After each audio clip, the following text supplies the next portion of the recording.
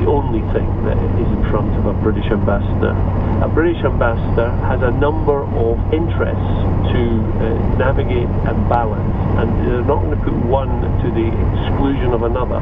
They have to balance them, and that's reality.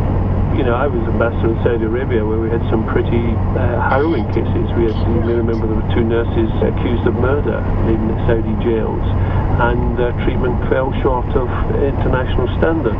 You know, I didn't get in and say because British Aerospace are trying to sell Typhoon aircraft to Saudi Arabia, I'm not going to press for the rights of my citizens. And we did not hold back from making it absolutely clear that the confessions that had been obtained were forced out of them, that they had inadequate representation, and that the judgments were unsound.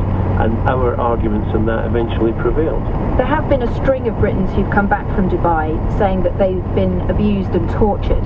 They also say that the embassy and consular staff didn't do enough, and that the Foreign Office doesn't really want to know. There is a decent legal system in Dubai. There are lots of lawyers practicing there. There are British lawyers practicing there. So they should get access to lawyers, and if they're not, then that is the job of the embassy. And I don't think any consular official will hold back for fear of offending the Emiratis on that matter.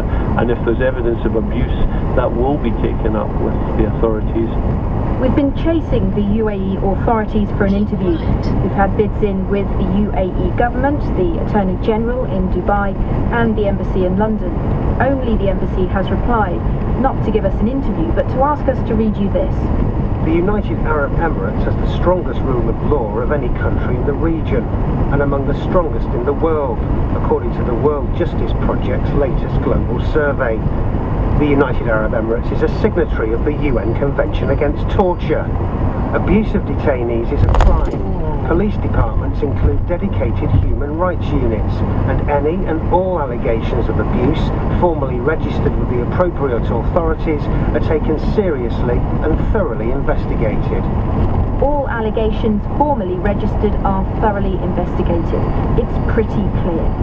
But the United Nations Special Rapporteur on Torture, Juan Mendes, says the UAE has not told him it's investigated the specific allegations of torture he's raised, and it's refused to allow him in to investigate.